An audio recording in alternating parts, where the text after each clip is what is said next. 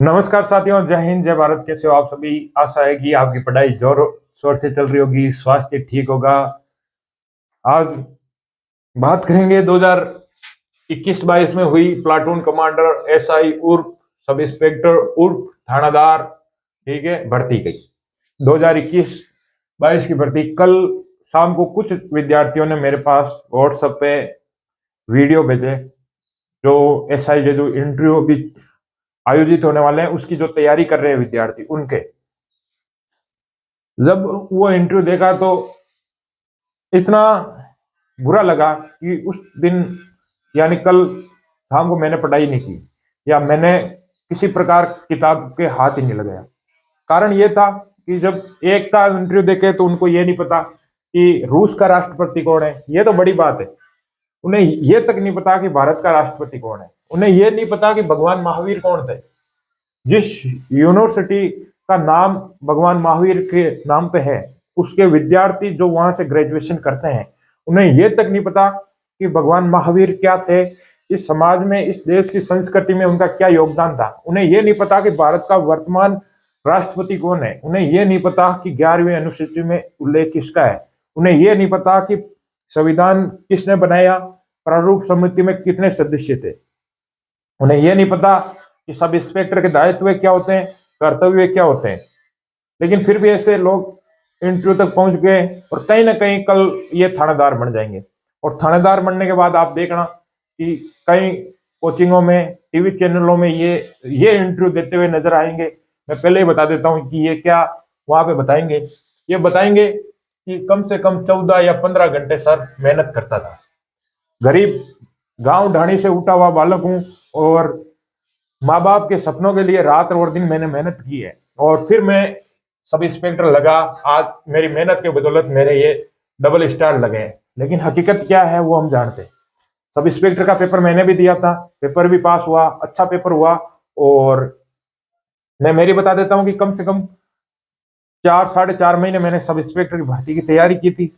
और sub inspector की बड़ी पोस्ट है तो सबका मन ललचाता है। और मान के चलो 15 घंटे, यानी लगभग लगभग मैं तो पढ़ता ही था उस टाइम। और आपको तो पता है कि नहीं पढ़े हुए तो फिर सिलेक्शन कैसे हुआ मेरा। फिर भी इतना पढ़ने के बाद भी 400 नंबर का पेपर था और मेरे नंबर आए थे उसमें से 299 नंबर, पेपर पास हो गया। ठीक है, अब बताते हैं कि पहले तो इस पे थोड़ी नजर डाल लेते हैं। पद कितने थे? तो 859 पद थे जो एसआई की भर्ती आई थी। फॉर्म कितने लगे? 8 लाख विद्यार्थियों ने फॉर्म भरे इसमें। और फिजिकल दिया 20,000 विद्यार्थियों ने। ठीक है, 20,000 विद्यार्थियों ने फिजिकल दिया और इंटरव्यू के लिए बुलाए हैं 3,500 विद्यार्थी। और फाइनल सिलेक्शन होगा उन्हीं का, 850 की जो पोस्ट है उनका। 4 मुद्दों पे बात करेंगे कि पेपर किस प्रकार से हुआ। क्योंकि पेपर आप में से भी काफी लोग देख के आए होंगे, पेपर मैं भी देख के आया था। मेरा पेपर था जयपुर, जयपुर के स्कूल में। ऐसा ही में आपको पता है कि 2 पेपर होते हैं। पहला पेपर होता है हिंदी का, बीच में आधा 1 घंटे का गैप मिलता है। और फिर जीके का पेपर होता है जो सेकंड पेपर होता है। ठीक है, जब मैं पेपर देने गया था उस टाइम थोड़े थोड़े कोरोना के हालात थे। किसी ने भी चेक नहीं किया। यानी आप जैसे ही सेंटर में पेपर देने जाओगे तो वो आपके एक मशीन लगा के चेक करेंगे। किसी ने नहीं चेक किया। पहला पेपर मैंने जूते पहने हुआ था, जूते पहन के ही दिया था। बेल्ट पहने हुआ था, बेल्ट पहन के ही दिया था। तो पहला पेपर, क्योंकि मैंने फर्स्ट टाइम आज के कंपटीशन में सब इंस्पेक्टर का पेपर दिया था तो मुझे भी इतना पता नहीं था। मैं जूते और ये बेल्ट पहन के ही चला गया था। जैसे ही आधे 1 घंटे के बाद में वापस जीके का पेपर होने के लिए बेल बजी तो मैं उसी तरह वापस जूते और बेल्ट के अंदर पेपर देने जा रहा था। तो एक जो अपने कमरे में मैडम होती है, जो मैडम थी उस वक्त, जो अपना ध्यान रखती है, उसने बोला कि आप ये जूते या जो आपने बेल्ट पहना है ये पहले तो अंदर क्यों आए, ये पहन के और इनको बाहर खोल के हो। तो मैंने बोला मैडम, मैंने जो पहला पेपर दिया था वो भी इन्हीं जूतों और बेल्ट में पहन के ही दिया था। तो उन्होंने बोला कि पहला पेपर आप छोड़ो, अब जाके ये बाहर उतार के आओ। तो मैंने बाहर उतारा।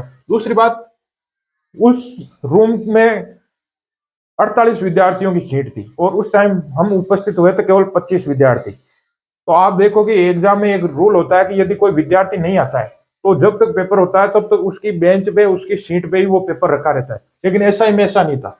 ये आवाज उस टाइम आशु सर ने भी लाइव आके, जैसे आशु सर भी पेपर देके आए थे, लाइव आते ही उन्होंने पेपर देते ही ये बात बोली थी। मैं भी बोलता हूँ कि ऐसा ही में जो विद्यार्थी एब्सेंट था उसका पेपर उसकी बेंच पे नहीं रखा गया था, वो पेपर उन्हीं के पास था। तो आप देख सकते हो कि क्या मामला हुआ।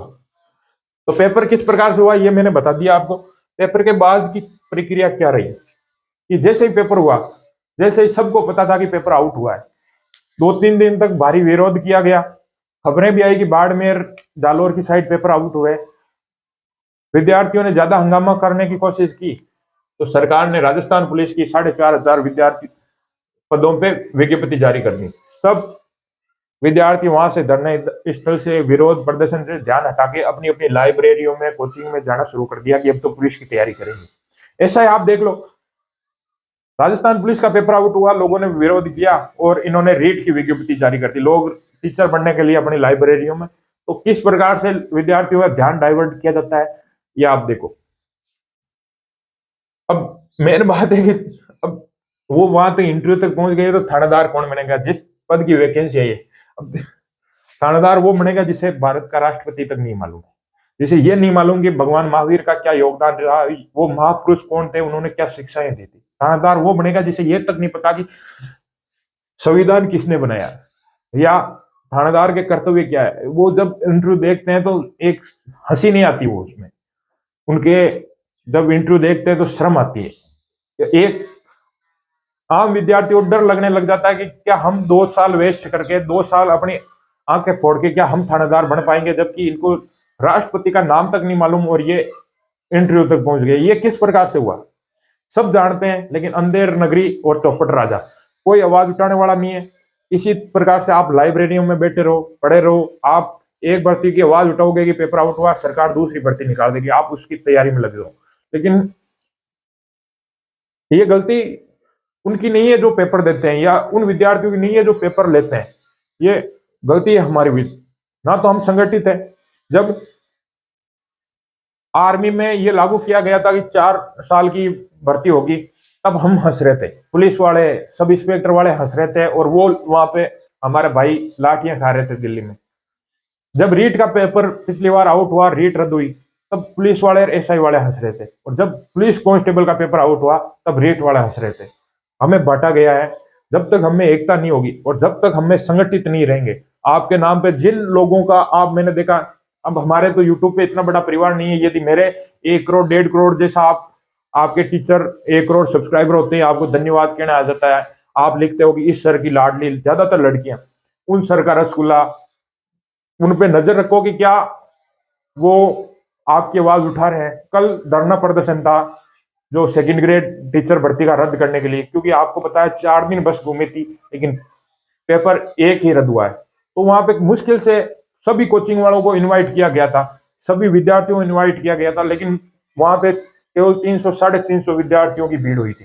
जबकि आपके जिन जो टीचर्स के कहने पे आप सुबह 6 बजे उठ के 5 बजे उठ के उनके लाइव क्लासे लेते हो, जिनके आप आंख मूंद के कोर्स खरीदते हो 3,000 4,000 रुपए के, जो वर्ल्ड रिकॉर्ड बनाते हैं कि हमारे तो एक साथ इतने लाइव आते हैं। कोई किसी को टारगेट नहीं कर रहे, लेकिन हकीकत क्या, उन्होंने 5 मिनट भी आपके लाइव आके भी बोला क्या कि साहब इस भर्ती को रद्द करो। आप देख सकते हो कि इनमें किन किन का हाथ है। यदि बहुत बड़ी बात होती है कि उनके 1-1 करोड़ फॉलोवर्स है, 1.5 करोड़ फॉलोवर्स है, यदि इतने फॉलोवर्स है ना, तो कोई भी किसी भी भर्ती को रद्द करवा सकता है, सोशल मीडिया पे एक क्रांति ला सकता है। लेकिन वो नहीं लाएंगे क्योंकि हमें पता है इसमें अब इसके प्रभाव क्या होंगे। यदि ऐसे विद्यार्थी थानेदार बन जाएंगे तो इसका प्रभाव क्या होगा, ये आगे चलो, ये 850 विद्यार्थियों की तो मेहनत बर्बाद हुई, इनकी जिंदगी चली गई, इनकी जगह ये लग जाएंगे, कोई बड़ी बात नहीं। 850 विद्यार्थी कोई बड़ी बात नहीं, लेकिन इनका प्रभाव 60 साल तक रहेगा, क्योंकि थानेदार की सर्विस 60 साल तक। अब 60 साल में ये क्या करेंगे कि हमारे माँ बाप जो किसान किसी भी प्रकार से थाने में जाएंगे, उनसे रिश्वत लेंगे, तस्करी करेंगे, नशा पता, क्योंकि ये खुद ही रिश्वत दे के ही नौकरी लगे ना, तो ये वैल्यू समझेंगे नहीं। तो देश किस ओर जाएगा और पूरा समाज पे इसका प्रभाव पड़ेगा।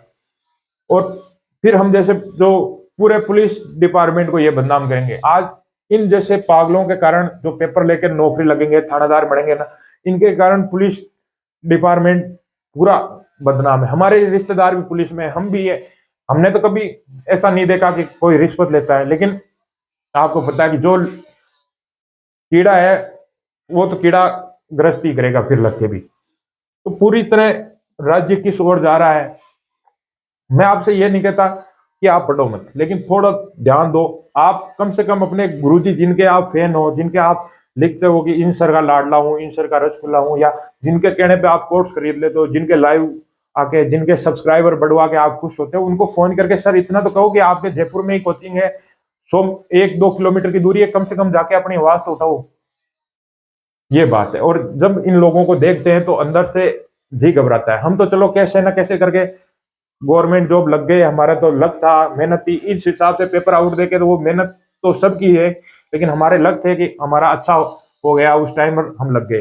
लेकिन आप जैसे भाई बहन जो पीछे छूट गए, थोड़ा अपना ध्यान दो, अपने हक के लिए अधिकारों के लिए लड़ना सीखो। बाकी हम आपके साथ हैं, बिल्कुल आपका सपोर्ट करेंगे। पढ़ो, शिक्षित बनो। ये कुछ नहीं कर सकते, यदि ये थानेदार भी बन जाएंगे ना तो इन पे राज कांस्टेबल ही करेंगे, ये कुछ भी नहीं कर सकते, ऐसे के ऐसे ही रहेंगे, बिना नॉलेज के गधे ही बिल्कुल रहेंगे। ज्यादा बोल दूंगा, ज्यादा लाइव। ठीक है, आप मेहनत करो, हम आपके साथ हैं। जय हिंद, जय भारत।